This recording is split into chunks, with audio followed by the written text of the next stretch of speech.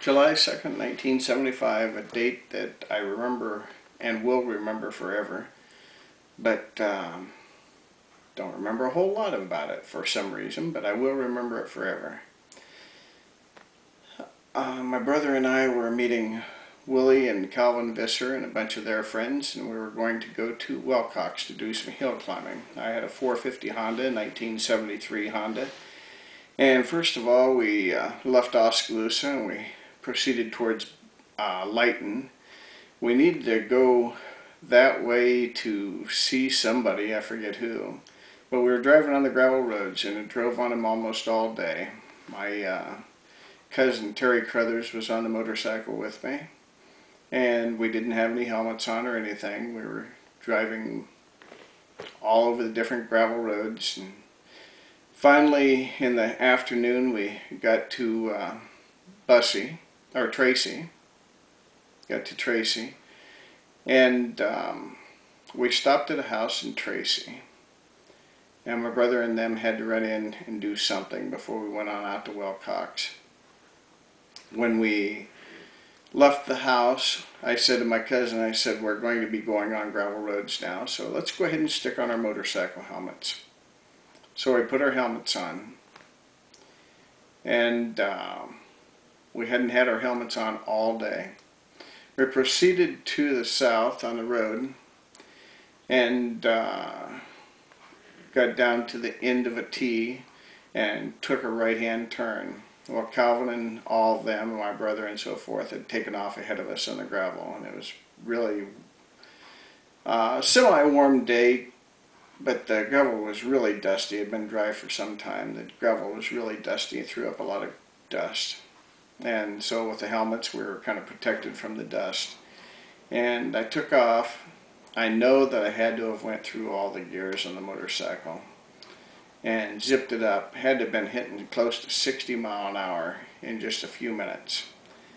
And I must have realized that there was something stopped in front of me.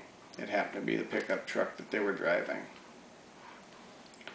I slammed on the brakes, and the bike went sideways, I believe.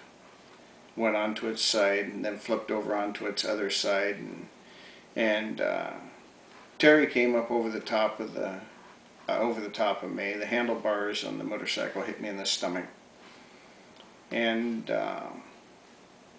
Terry hit his head on the tailgate of the pickup, and it cracked his helmet and it fell off in two pieces. I hit my head so hard on the gravel road that my helmet also cracked and broke, and it shattered my safety glasses I was wearing, which were safety glasses from Vermeer. I had worked there previous to this.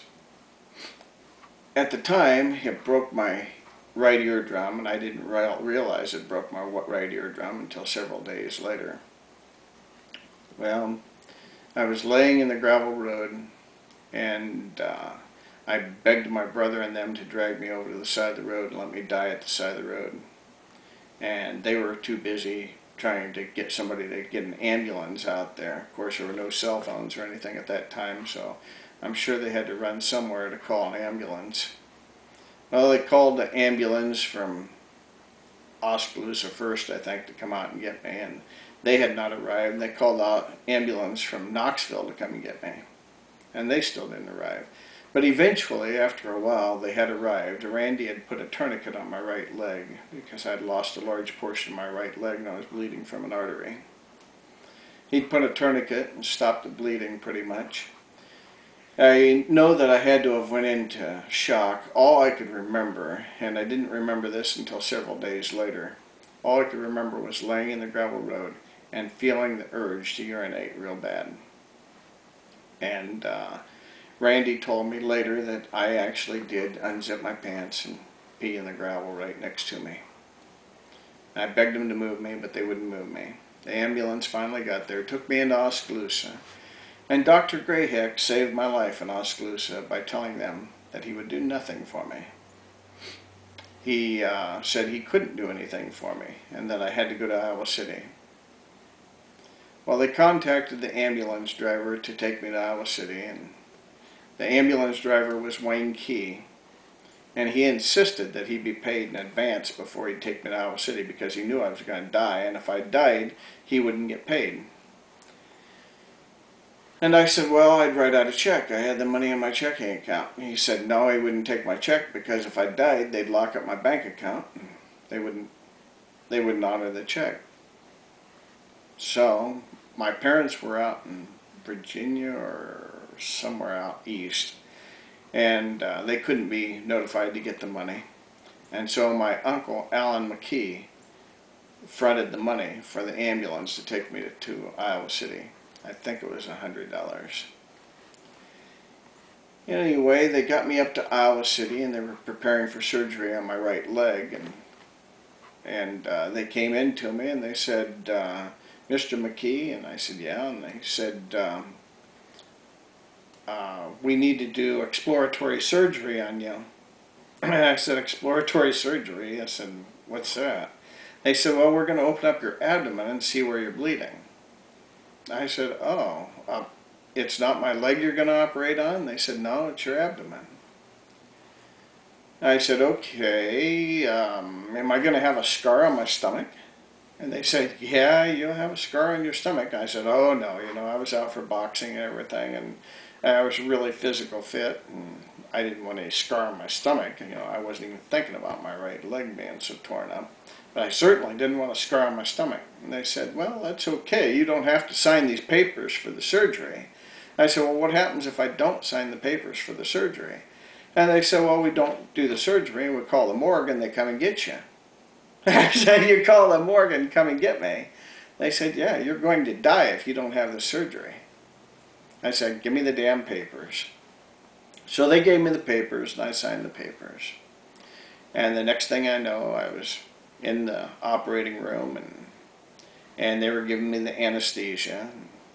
My girlfriend, who was pregnant, future wife, Becky DeCook, had arrived shortly before or after that, or while I was in surgery. I don't really remember exactly.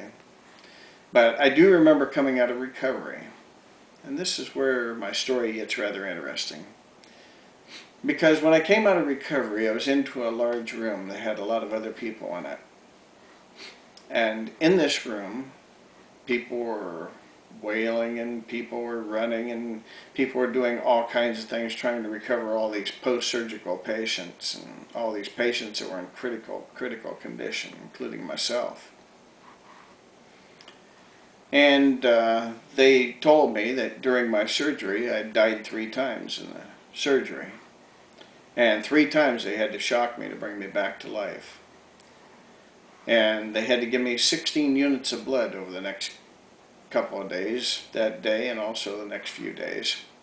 But while I was in there and I was preparing, or I was recovering, there was a woman in the bed next to me.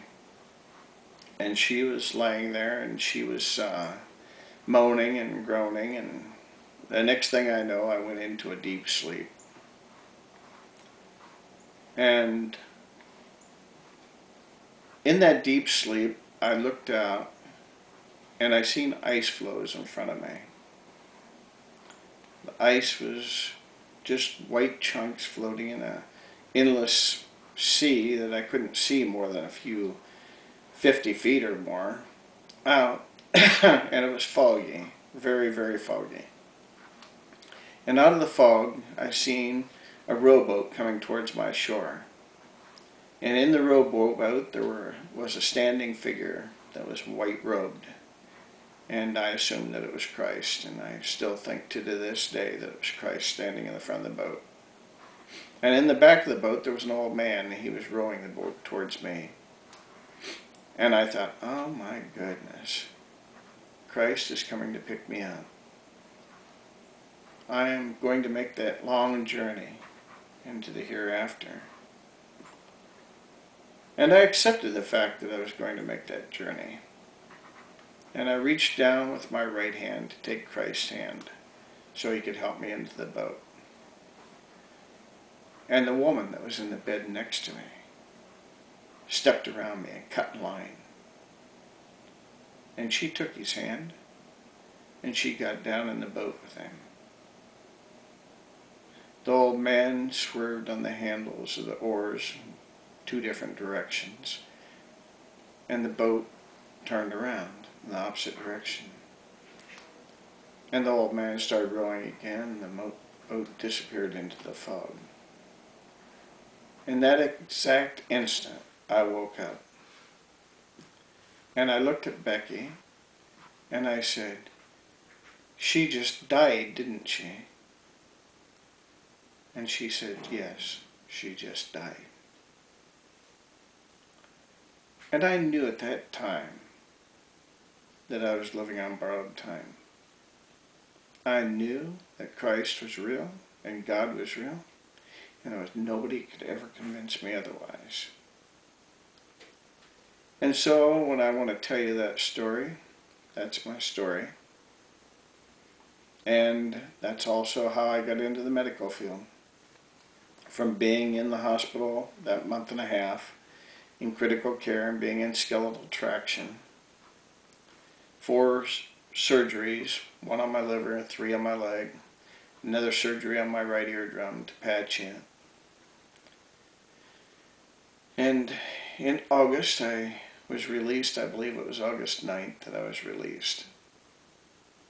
And I've been telling this story ever since for 38 years now.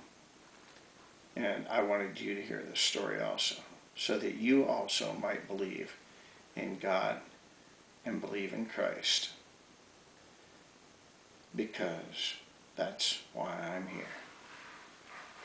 Thank you for listening to my story.